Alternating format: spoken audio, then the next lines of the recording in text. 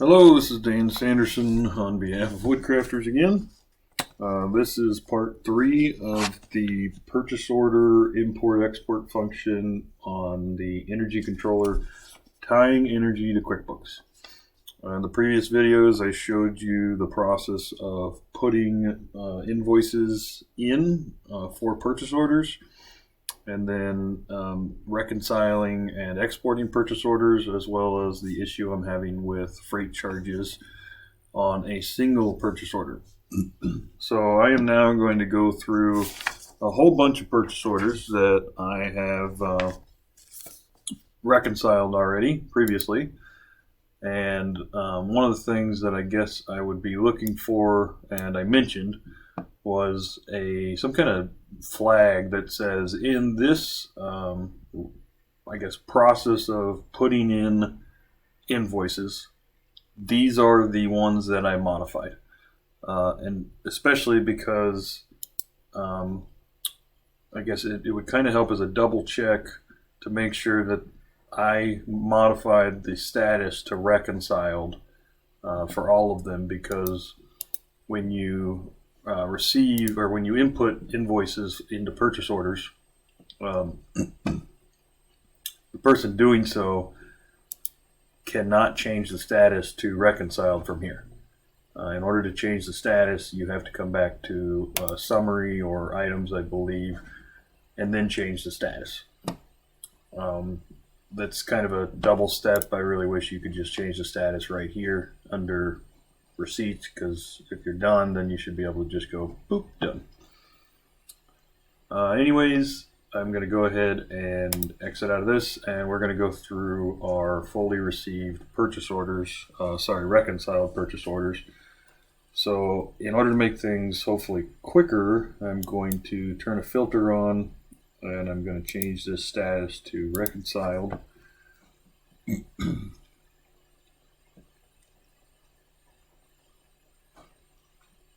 And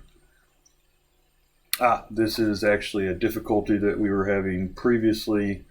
So for some reason, my purchase order view, and I've actually not changed this, because my purchase order view shows PO status does not equal closed.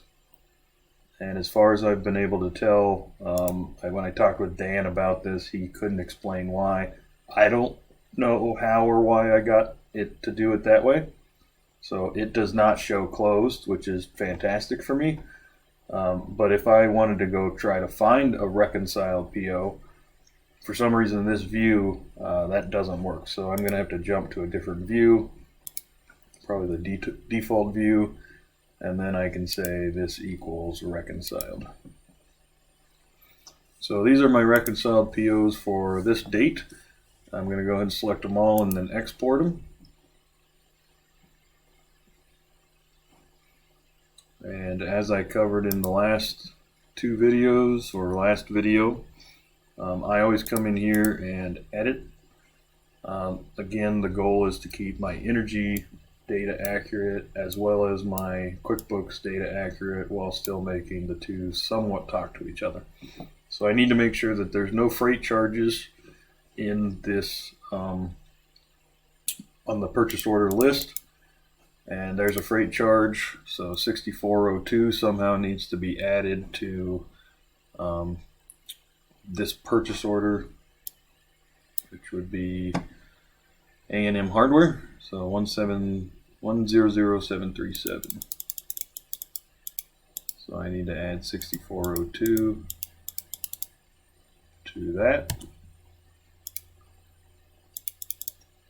Okay, I'm good on all of this. I'm going to go ahead and go to receipts real quick.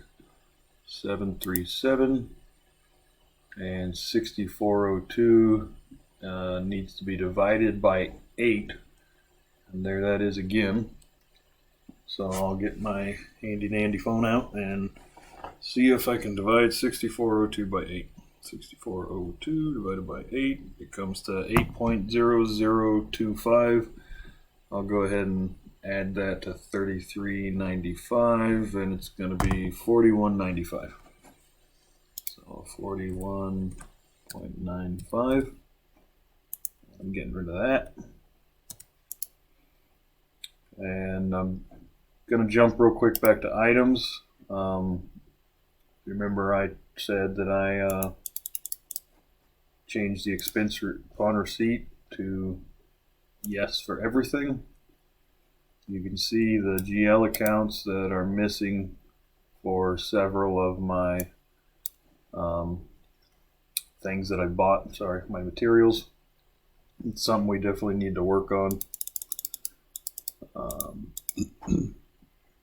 Looks like everything else is in order, so now I'm going to go back to receipts, and I'm looking for anything in the freight columns. And I got a lot of them this time. So I would do the 6120, and again, this is, I guess, my biggest headache is the fact that my freight charges don't work. So I'm going to do 6120 divided by 7, add that to the received unit cost, and it's going to come to 6120 divided by 7 plus $60.40 would be $69.14-ish. And obviously when I go to QuickBooks, these numbers are not going to come out exactly because they are 0.00000 cents off, and it messes up everything. I'm going to go ahead and make things real simple and get rid of any freight charges, and I'll add them in QuickBooks in order to match up with the invoice. If you can understand at this point, it kind of defeats the purpose of using the controller. I'm still pretty dedicated to it. Kind of a sticking point for me that I want it to work, so it's going to work. I'm going to make it work, but it is eating up a bunch of time. All right, so I've done all that. I'm going to go ahead and close it and save it.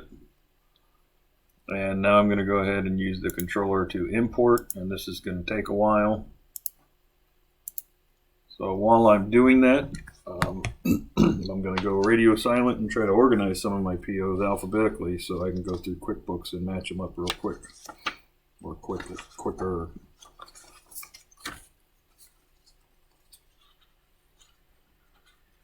And you will see that if I missed a freight charge of any kind, it'll error out.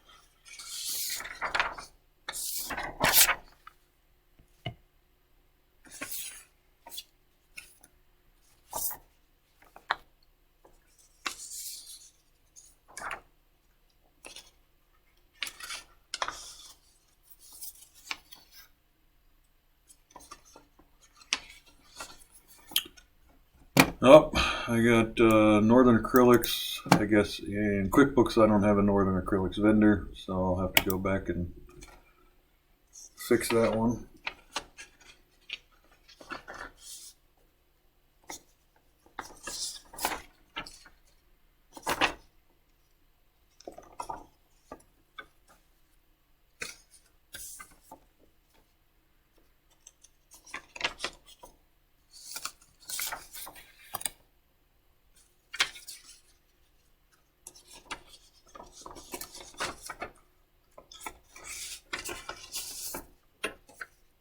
Alright, I've got an extra one. I'm not used to this one, but I will tell you that it's could actually be tied to the Northern Acrylics issue.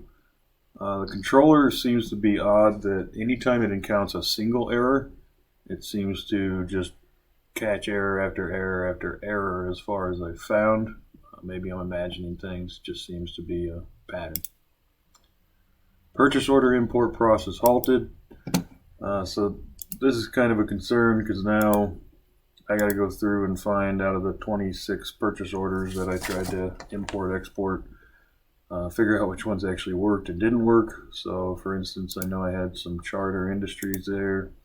It looks like just about every item receipt did not work. So in order to try to resolve it, the first thing that I'm going to do is I'm going to try to go into that purchase order export that I just had. Oh, that's not the one.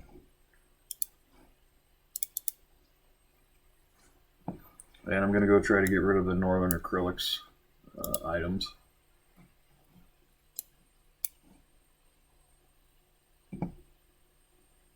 Where is it? There it is. 00513. I'll delete that. I guess the other option would have been to just go ahead and add that real quick. Sometimes I'm not the brightest. Alright, let's try this one more time.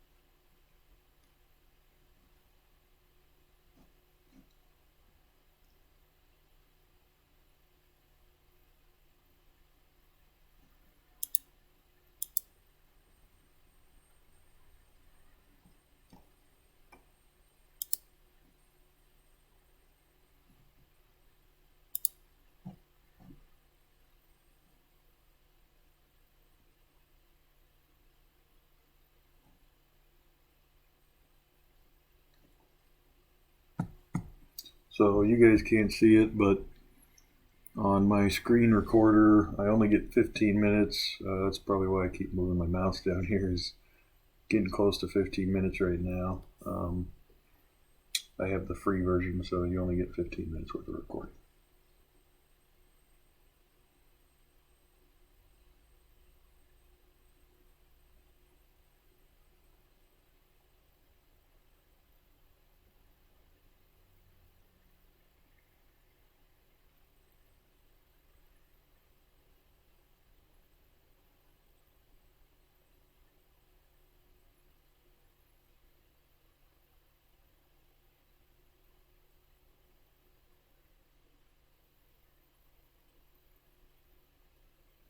Well, you can see it work.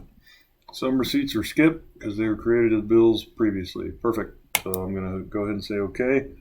And I got to kill this video, and we will start reviewing those in the next video. Thank you.